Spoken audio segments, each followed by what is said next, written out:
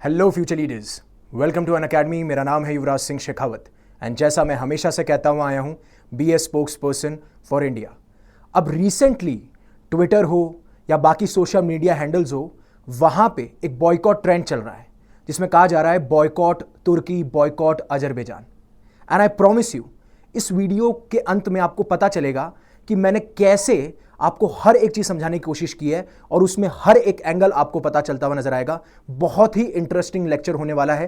काफी सारे वीडियोस में आपको दिखाता हुआ नजर आऊंगा किस तरीके से लोग बहुत गुस्से में हैं, लोगों के अंदर एक उपद्रव है या फिर आप कह सकते हो कि एंगर और रेज है इन दोनों नेशन के प्रति।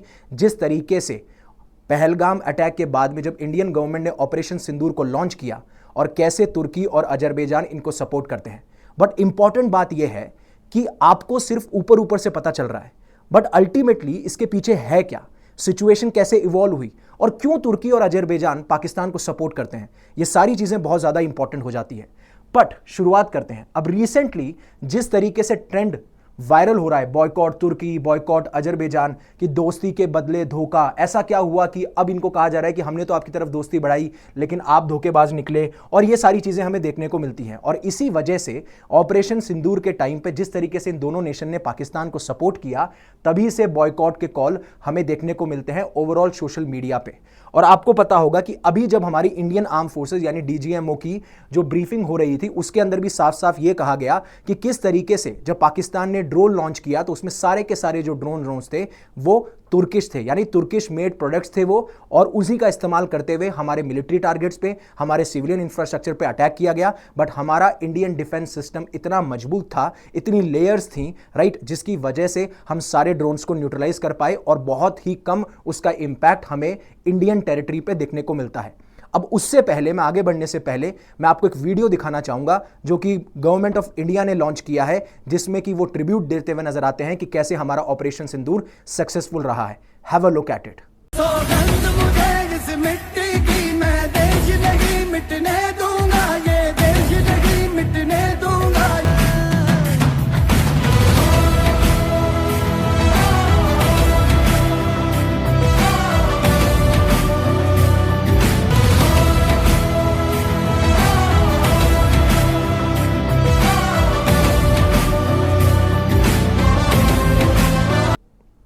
अब आपने ये वीडियो देख लिया जिसमें ये चीज दर्शाती है कि कैसे जो हमने इन्वेस्टमेंट किया है हमारे डिफेंस सिस्टम के ऊपर, कितना पैसा लगाया है, कितनी टेक्नोलॉजी लगाई है, कैसे हमने जो हमें यूएस प्रेशराइज कर रहा था कि प्लीज आप S-400 मत लो, प्लीज तो नहीं कह रहा था वो ये कह रहा था कि हम आपके ऊपर सैंक्शंस लगा देंगे, लेकिन फिर भी हमने S-400 लिया। बट उसके साथ साथ में हमारा आकाश एयर डिफेंस सिस्टम, और कहा जाता है कि जो हमने बराक सिस्टम भी डेवलप किया था, जो एयर डिफेंस सिस्टम है इजराइल के साथ में, वो भी इसका पार्ट था, जिसकी वजह से आज हम इन सारे ड्रोन्स को, मिसाइल लॉन्चर्स को न्यूट्रलाइज कर पाए। और आज हम ये कह सकते हैं कि operation Sindoor was a successful one, जैसा आपने ब्रीफिंग में भी काफी इमेजेस और काफी सारे लेक्चर्स में आपने देख लिया होगा। अब चीजें निकल के आई कि जहां पे इंडियन ड्रोन्स ने तुर्की की मदद करी थी, कब? 2023 के अंदर। अब मैं बताऊंगा उसके पीछे क्या रीजन था। जब 2023 के अंदर हुआ क्या था कि आपको यह पता होगा कि तुर्की और जो सीरिया है वहां पे हमें बहुत ही बड़े मैग्नीट्यूड पे एक अर्थक्वेक देखने को मिला था। अब उस टाइम पे इंडिया ने बहुत सारी मानवता के तहत सहायता दी, यानी ह्यूमैनिटेरियन असिस्टेंट दी तुर्की को। अगर आपको उसका स्केल जानना है ना, तो आप ये जानिए कि तुर्की के अंदर 53,000 लोगों की जान गई, राइट। सेकंड, अगर मैं आपको बताऊं, मिलियंस ऑफ अपार्टमेंट्स डिस्ट्रॉय हुए। और जब मैं उनके एग्रीकल्चर के प्रोडक्शन की बात करता हूं तो 20% तक उनका एग्रीकल्चर प्रोडक्शन इफेक्ट हुआ। और उस टाइम पे हमने स्टेप्स लिया। One of the first states थे हम, या नेशन थे, जिन्होंने उनके लिए सहायता भेजी हर एक तौर पे। तो यहां पे यह कहा जा रहा है कि किस तरीके से इंडियन ड्रोन्स ने तुर्की जो लोग हैं उनकी जानें बचाई, उनको रिलीफ दिया, उनके रेस्क्यू ऑपरेशन चलाए। वहीं पे जो तुर्की के ड्रोन्स हैं वो हमें मारने के लिए आए थे। आप देख सकते हैं ये इमेजेस जिसके बारे में मैं बात करता हुआ नजर आता हूं। और इसी वजह से जो नेशन क्रॉस बॉर्डर टेररिज्म फैलाता है, टेररिज्म को स्पॉन्सर करता है, अगर आप उसे सपोर्ट करेंगे तो अल्टीमेटली हम आपको सपोर्ट नहीं करते हुए नजर आएंगे। और इसी वजह से बॉयकॉट तुर्की, बॉयकॉट अजरबैजान भी ट्रेंड में चलता हुआ नजर आता है।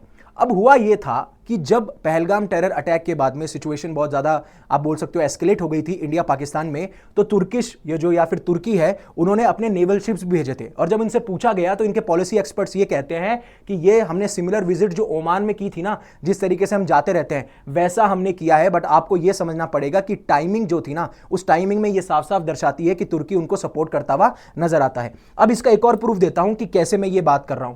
जब आपके तुर्की फॉरेन अफेयर मिनिस्ट्री ने एक्स पे एक चीज पोस्ट की थी, उन्होंने कहा कि हम डेवलपमेंट्स को फॉलो कर रहे हैं जो कि पाकिस्तान और इंडिया के बीच में है, और जो अटैक इंडिया ने कैरी आउट कराया पाकिस्तान के ऊपर, हम वो एक रिस्क हो सकता है, उसकी एक सिचुएशन बिगड़ सकती है, ऑल आउट वॉर, यहां तक चलो ठीक था।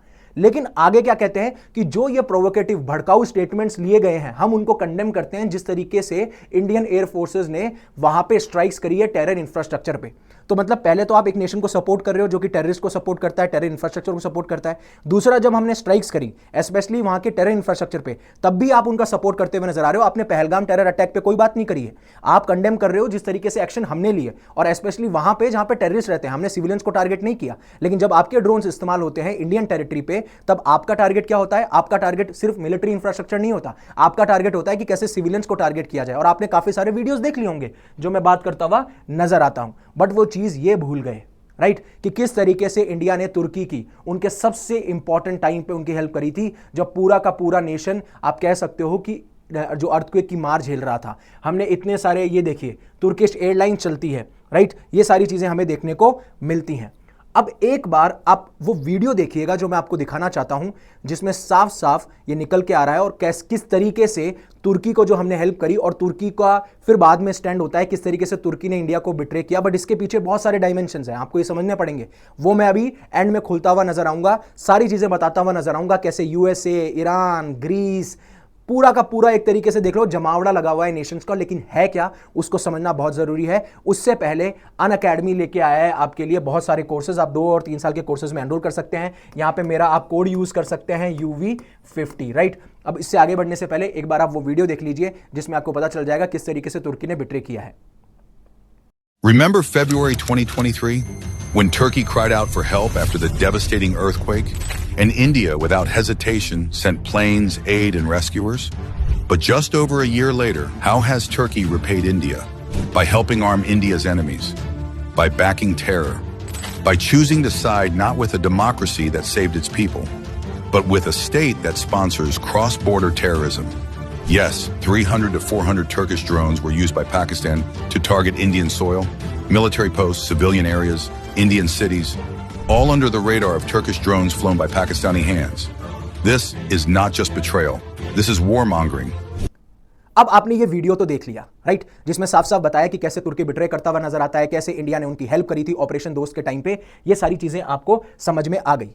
अब वैसे जैसे हम मॉक ड्रिल कर रहे थे, वैसे ही आपके लिए अनअकैडमी लेके आया प्रीलिम्स मॉक ड्रिल, जिसमें कि आप अगर यूपीएससी प्रीलिम्स की तैयारी कर रहे हैं, यानी कि 2025 को आप अटेम्प्ट देने वाले हैं, तो आपको 13, 15, 16, 17, 18 मई को आप एब्सोल्युटली जो एक एग्जाम होता है, एग्जाम हॉल के अंदर जैसा आपको फील होता है, उसको अगर आपको पहले फील कर लेना है तो फील कर लीजिए। सिमुलेशंस हैं, इसमें आप ऐसा ही अजरबैजान ने करा। अजरबैजान ने भी क्या किया? अजरबैजान ने भी जब इंडिया ने एयर स्ट्राइक्स करी थी, कहां पे? इनके टेरर इंफ्रास्ट्रक्चर पे, तब अजरबैजान ने भी हमें क्या किया था? कंडेम करते हुए नजर आए थे। और इन्होंने भी ये कहा था कि हम पाकिस्तान के लोगों के साथ में खड़े हैं, हम उनको सपोर्ट करते हुए नजर आएंगे, और हम अपना दुख व्यक्त करते हैं जिन लोगों ने, इनोसेंट सिविलियंस ने अपनी जान गंवाई है। लिटरली, मतलब वहां पे इनोसेंट सिविलियंस थे, इसलिए वहां की पाकिस्तानी आर्मी सिविलियंस को स्टेट फ्यूनरल दे रही थी। साफ साफ वहां पे एक्सपोज किया गया है कि कौन वहां पे टेररिस्ट था। पाकिस्तानी आर्मी थे, पाकिस्तानी ISI थी, पाकिस्तानी पुलिस थी। इस चीज को आपने देखा नहीं, बट इनको सपोर्ट करा। क्यों सपोर्ट करा? क्योंकि आपको एक चीज बताता हूं मैं, जियोपॉलिटिकल लेवल पे हर एक नेशन उस नेशन को चूज करता है जो उनके इंटरेस्ट को सर्व करता हुआ नजर आता है, और अभी मैं वो चीज एक्सपोज करता हुआ नजर आऊंगा। मैंने आपको तुर्की और सीरिया की जगह बताई, सीरिया का इसमें कोई इन्वॉल्वमेंट नहीं है।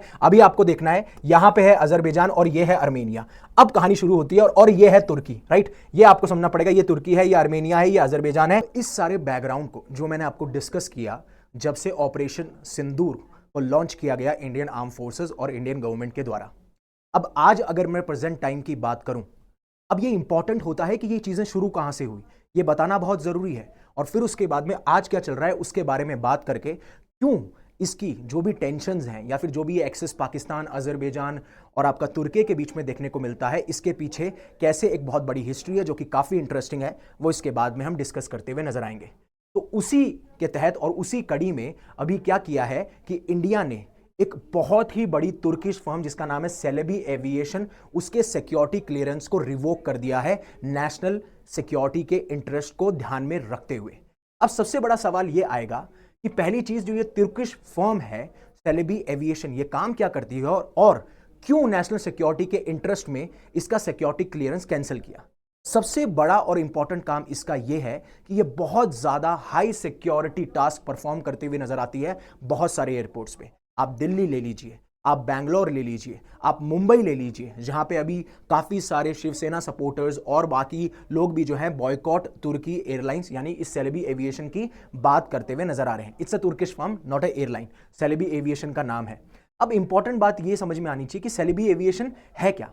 तो सेलेबी एविएशन एक तुर्किश ओरिजिन कंपनी है जिसका स्पेशलाइजेशन, या मैं बोलूं कि जिसका एक स्पेशल फीचर यह है कि किस तरीके से ये ग्राउंड लेवल पे, स्पेशली एविएशन सेक्टर के अंदर ग्राउंड सर्विसेज को कैसे हैंडल करती है, साथ साथ में जो कार्गो हैंडलिंग है या कार्गो लॉजिस्टिक्स है उनको कैसे हैंडल किया जाता है।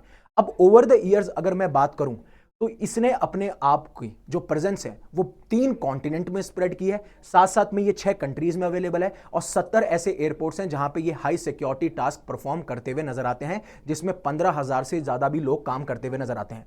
अब सेलेबी ने जब मार्केट एंटर किया था तो इनका मकसद यह था कि हम world class ground handling operations को हैंडल करेंगे, किस तरीके से कार्गो लॉजिस्टिक को इफेक्टिव और एफिशिएंट बनाएंगे, और ये सारी चीजें हमें दिल्ली कार्गो टर्मिनल वहां पे भी देखने को मिलती हैं, आपके बैंगलोर में भी देखने को मिलती हैं। बट आप बोलेंगे सेलेबी एविएशन स्क्रूटनी पे कैसे आई। पहली चीज तो जिस तरीके से प्रेजेंट टाइम्स में हमें बॉयकॉट देखने को मिल रहा है वो एक तरीके से एक बहुत बड़ा रीजन है, और इससे यह साबित होता है कि you can not under estimate the power of Indians. और दूसरा सबसे बड़ी बात है, ये एविएशन, ये जो सेलेबी एविएशन है, ये ऐसे टास्क परफॉर्म कर रही है जिसमें हाई सिक्योरिटी इन्वॉल्व है। तो उसी वजह से उस नेशनल इंटरेस्ट को ध्यान रखते हुए इसके हाई सिक्योरिटी जो क्लियरेंस था उसको रिवोक किया गया है, क्योंकि आप देखेंगे कि एयरपोर्ट के ऐसे जोन्स हैं जो नॉर्मल लोगों के लिए जो है एक्सेसिबल नहीं होते, वो रेस्ट्रिक्टेड होते हैं। वहां पे ये ग्राउंड हैंडलिंग करते हैं, कार्गो लॉजिस्टिक पे ध्यान देते हैं और एयर साइड सर्विसेज परफॉर्म करते हुए नजर आते हैं, जिसमें एयरक्राफ्ट के साथ कांटेक्ट करना हो, साथ साथ में इंटरनेशनल बैगेज और कार्गो की हैंडलिंग करनी हो। वहीं पे आप जो सेलेबी के स्टाफ को देखेंगे तो वो उस ऐसे एरियाज में, एयर साइड एरियाज या फिर ऐसे एयरपोर्ट जो है आपके जो एयरपोर्ट देखे जाते हैं वहां पे जो एरियाज हैं वहां पे भी ऑपरेट करते हैं जो नॉर्मली काफी लोगों के लिए एक्सेसिबल नहीं होता, और ये सबसे पास में, इसलिए बहुत नजदीक होते हैं एयरक्राफ्ट के और अदर सेंसिटिव एविएशन इंफ्रास्ट्रक्चर के। तो ये चीज कहीं ना कहीं हमारी नेशनल सिक्योरिटी के लिए बहुत बड़ा खतरा हो सकती है। बट सबसे बड़ी शुरुआत यहां से हुई है जिस तरीके से इंडियंस ने प्रेशर बनाना शुरू किया है in the terms of #boycott #Azerbaijan. अब उसके साथ साथ में सबसे बड़ा ख्याल आया कि इंडियंस कितना कंट्रीब्यूट करते हैं तुर्की और अजरबैजान की इकोनॉमी में, स्पेशली टूरिज्म से। तो आपको देखने को मिलेगा 2024 के अंदर इंडियंस ने स्पेंड किए हैं 4,000 करोड़ रुपए। जब मैं तुर्की और अजरबैजान की टूरिज्म इंडस्ट्री की बात करता हूं तो इवन ट्रैवल कंपनी ईज माई ट्रिप निशांत पित्ती साफ साफ ये कहते हैं कि पिछले साल भी लगभग 3,000 करोड़ रुपए स्पेंड किए गए थे, और इतना सब कुछ स्टेक पे लगा हुआ है जब से सोशल मीडिया पे ये बॉयकॉट चला है। बिकॉज अल्टीमेटली जो नेशन हमारे नेशन के साथ में स्टैंड नहीं करेगा, जब हम इस सिचुएशन में हैं जहां पे हम उस कंट्री पे अटैक कर रहे हैं, स्पेशली उस कंट्री पे नहीं, उस कंट्री के टेरर इंफ्रास्ट्रक्चर पे अटैक कर रहे हैं, तो अगर आप उस कंट्री को सपोर्ट कर रहे हो तो अल्टीमेटली आप टेरर को सपोर्ट कर रहे हो। फिर आपकी जितनी भी फर्म्स हैं, जितनी भी ऑर्गेनाइजेशन है, अल्टीमेटली उन पे भी शक जाता है सस्पिशियस एक्टिविटीज का, और इसीलिए उस सिक्योरिटी को ध्यान में रखते हुए इसका जो हाई सिक्योरिटी क्लियरेंस था उसको रिवोक किया गया है। अब देखेंगे 2024 में अराउंड 2.5 लाख ऐसे लोग थे जो इंडियन टूरिस्ट थे।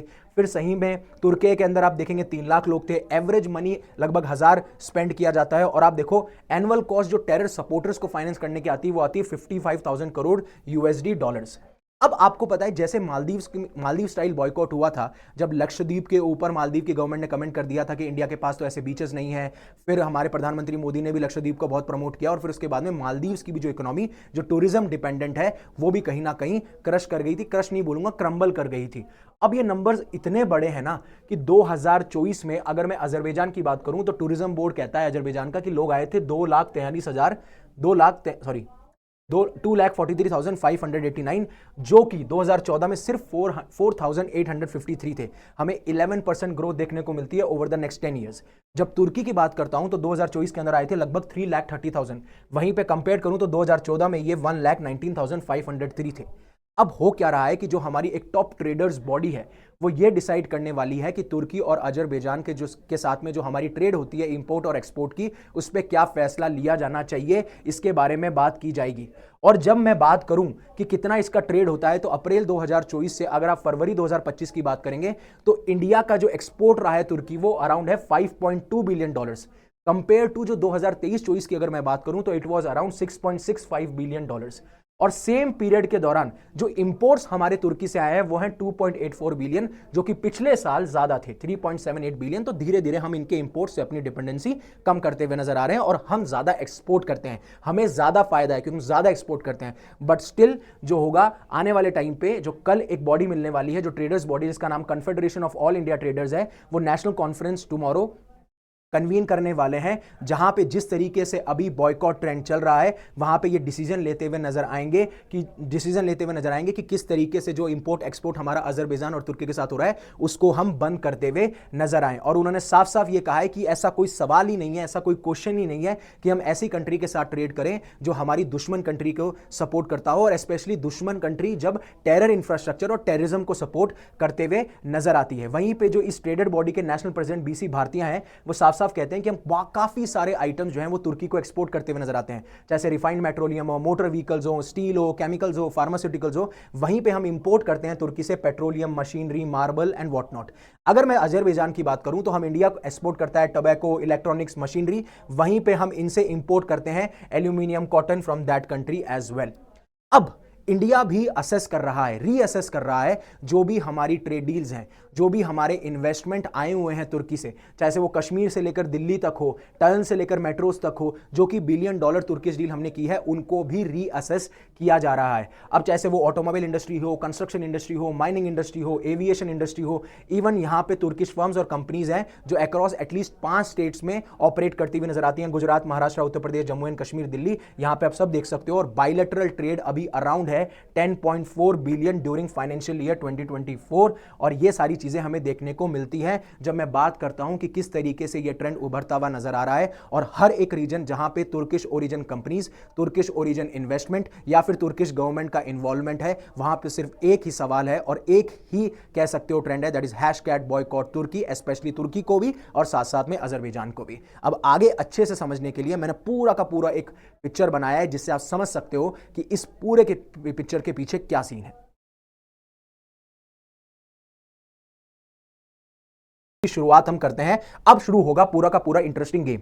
यहां तक आपको समझ में आ गया जो मैं कह रहा था, जो मैं बता रहा था कि किस तरीके से क्यों ये बॉयकॉट ट्रेंड चालू हुआ, कैसे ऑपरेशन दोस्त से ड्रोन अटैक तक की सफर आता है, और क्यों मैंने आपको जो वीडियोस दिखाए साथ साथ में कौन कौन सी कंट्रीज थी, और जो एक आसिम मुनीर ने कहा था कि Hindus and Muslims are different even in that time when India Pakistan clash was happening, और you can say the tensions were there, still many of the Muslim nations were not supporting Pakistan. And even in India भी आप देखेंगे कि communal tensions हमें नहीं देखने को मिली। India और सॉरी जो हिंदू और मुस्लिम है उनके बीच में हमें दंगे देखने को नहीं मिले। That is the power of India which we have shown to the world, right. तो ये चीज पे प्राउड फील करना है, इस चीज पे हमेशा टिके रहना है। अब आपको थोड़ी सी पिक्चर समझनी पड़ेगी इस पूरे के पूरे एक्सिस की। अब एक तरफ है इंडिया, राइट। जब मैं बात करता हूं एक तरफ है इंडिया, एक तरफ है तुर्की, और एक तरफ है पाकिस्तान, और एक तरफ है अजरबैजान। अब बात यहां की है, जब पाकिस्तान को इंडिपेंडेंस मिली तब से आप देखेंगे कि तुर्की जो है पाकिस्तान को सपोर्ट करता हुआ नजर आता है। अब आप बोलेंगे अजरबैजान पिक्चर में कैसे आया। अब एक चीज समझिए, पहली है शेयर्ड मुस्लिम आइडेंटिटी, राइट। ये आप देखेंगे ये पाकिस्तान है, ये अजरबैजान है, और ये आपका तुर्की है। और यहां पे आपको देखने को मिलेगा ये तुर्की है, ये ब्लैक सी है, और ये तुर्की है, तुर्की और मेडिटेरेनियन सी के बीच में आता है। ये लोकेशन आपने देख ली। पहली चीज आपको समझनी पड़ेगी, शेयर्ड मुस्लिम आइडेंटिटी। तीनों के तीनों जो कंट्रीज हैं वो मुस्लिम मेजोरिटी नेशन है, और इसी की वजह से इनके अंदर एक सेंस आता है भाईचारे का, ब्रदरहुड का, राइट। और इस वजह से ये जो ब्रदरहुड है, ये भाईचारा ही डेवलप हुआ है। ये सबसे बड़ी चीज है। और तीसरी चीज ये है कि यहां पे आपको इन तीनों कंट्रीज के अंदर आपको क्या देखने को मिलेगा, आपको देखने को मिलेगा सुन्नी मेजोरिटी, या फिर आप कह सकते हो जो इस्लाम के अंदर जो मेजर सेक्ट कहे जाते हैं आपके सुन्नी और शिया, तो ये तीनों की तीनों कंट्रीज क्या है, सुन्नी नेशंस है, और ये मुस्लिम मेजोरिटी नेशन है जो कि एक सेंस ऑफ ब्रदरहुड डेवलप करता है यहां पे। अब दूसरी बात यह है, जब पाकिस्तान इंडिपेंडेंट हुआ था तो तुर्की ने तब से सपोर्ट किया है, और जब से कोल्ड वॉर चालू हुई थी यूनाइटेड स्टेट्स और यूएसएसआर के बीच में, जो कि एब्सोल्युटली एक कोई वॉर नहीं थी, बट हाँ आप कह सकते हो काफी सारे प्रॉक्सीज का इस्तेमाल किया जा रहा था। वियतनाम हो गया, आपका अफगानिस्तान हो गया, इन सब का उस टाइम पे भी तुर्की ने पाकिस्तान का सपोर्ट किया था, क्योंकि काफी सारी ऑर्गेनाइजेशन में एक दूसरे को सपोर्ट करते हुए नजर आते थे।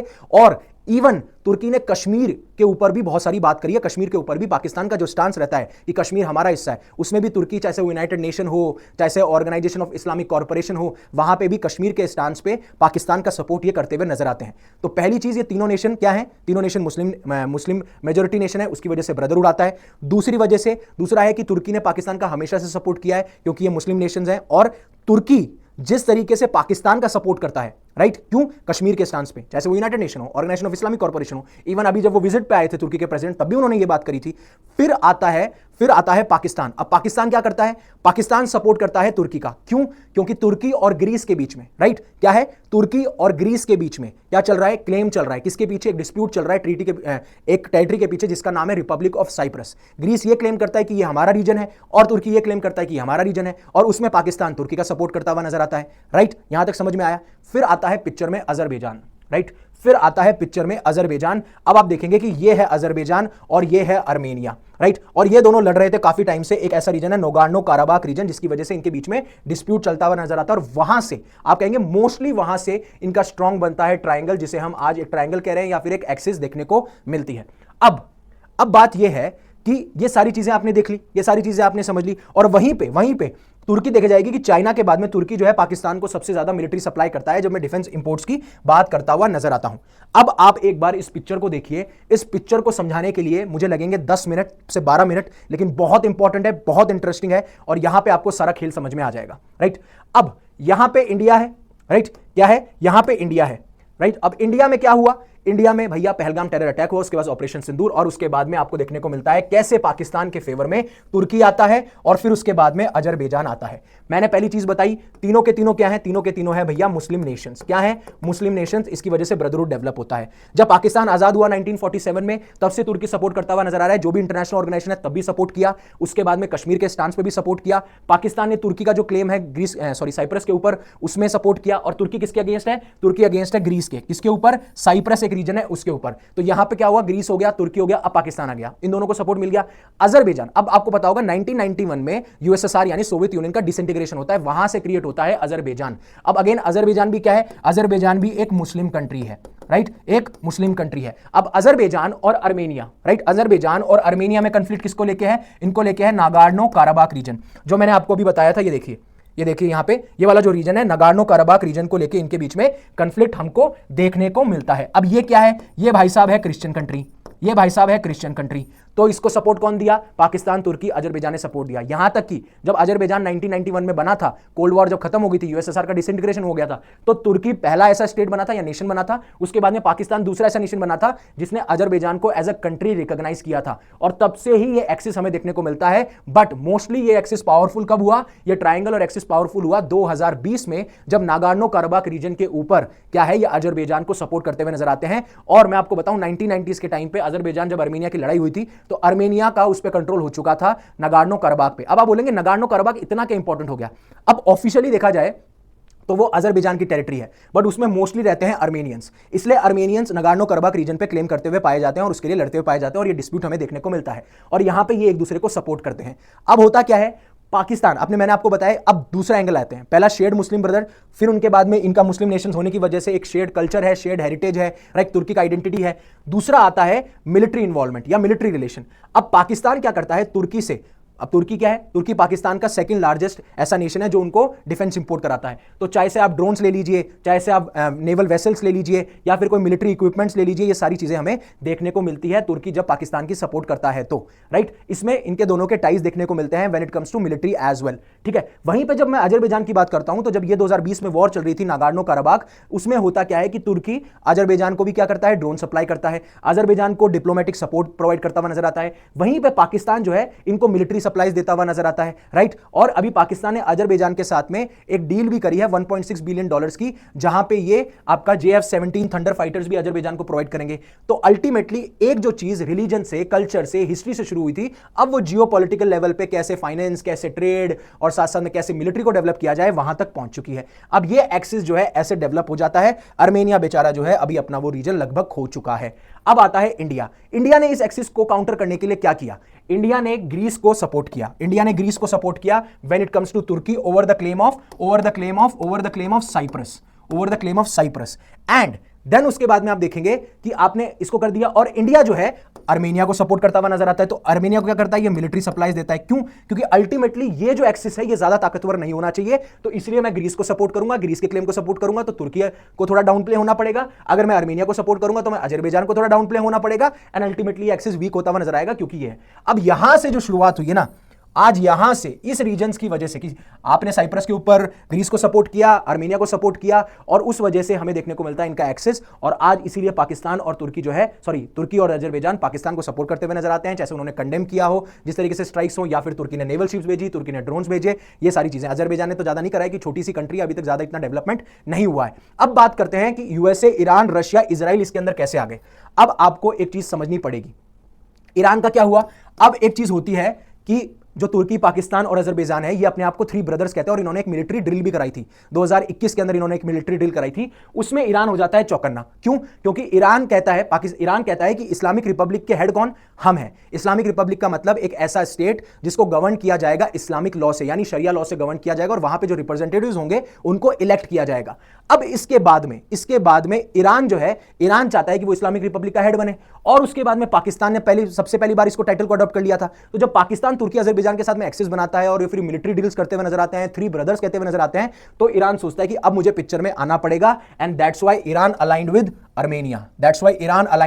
आर्मेनिया। अब आप बोलेंगे कि फिर इजराइल और यूएसए क्या करते हैं। देखिए, आपको लग रहा होगा कि यूएसए जो है, क्यों अभी आर्मेनिया के साथ इंडिया खड़ा है, बट इतना बहुत ही ओपनली नहीं खड़ा है, वो पीछे से, मतलब बैकडोर से आप कह सकते हो, ज्यादा सपोर्ट करता नजर आता है। तो ईरान किसके साथ आता है? ईरान आता है आर्मेनिया के साथ में। अब बचा कौन? बचा रशिया। अब रशिया क्यों आता है? रशिया आता है ईरान के साथ में सपोर्ट में। जिस तरीके से आपको पता है, रशिया, ईरान, चाइना का एक एक्सिस बना हुआ है, क्योंकि जो आपका, अब ये देखेंगे कि जो साउथ चाइना सी है, वहां पे रशिया, ईरान और चाइना को सपोर्ट करते हैं। वहीं पे जब आप मिडिल ईस्ट की बात करेंगे तो ईरान को रशिया, चाइना सपोर्ट करते हुए नजर आते हैं, और जब रशिया की बात आएगी तो ईरान, चाइना सपोर्ट करता हुआ नजर आता है। ये सारी चीजें हमें देखने को मिलती हैं। तो रशिया भी चाहता है कि इस्लामिक रिपब्लिक का इंफ्लुएंस यहां पे ज्यादा ना बढ़े, ये कहता हुआ नजर आता है, बट अल्टीमेटली ये जो एक्सिस है इसको कमजोर करने के लिए ये करता है। तो ये जो तीनों का एक्सिस है, ये यहां पे बनता है रशिया, ईरान। हालांकि रशिया का इन्वॉल्वमेंट इतना ज्यादा नहीं है, बट अब अजरबैजान के खिलाफ खड़ा हो गया कौन? Iran, right. अब ईरान का दुश्मन कौन? ईरान का दुश्मन इजराइल। तो इजराइल कहां खड़ा होता है? इजराइल खड़ा होता है अजरबैजान के खिलाफ। अब इजराइल का एलाई कौन? इजराइल का एलाई यूएसए।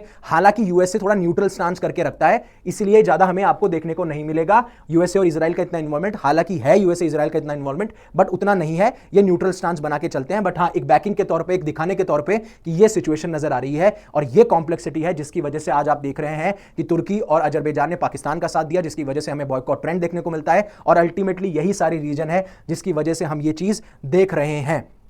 और इसलिए इंडिया ने जब ग्रीस का सपोर्ट किया, आर्मेनिया का सपोर्ट किया, बैकडोर से किया हो, डायरेक्टली किया हो, जो भी है, उसकी वजह से हमें ये पूरा का पूरा एक जियोपॉलिटिकल, आप कह सकते हो, कॉम्प्लेक्सिटी देखने को नजर आ रहा है। और सबसे अच्छा कंट्री कौन है? आप देखो, इसमें रशिया है, इसमें इंडिया है, इसमें यूएसए है, इसमें सब है, बट सबसे अलग मजा कौन ले रहा है? चाइना।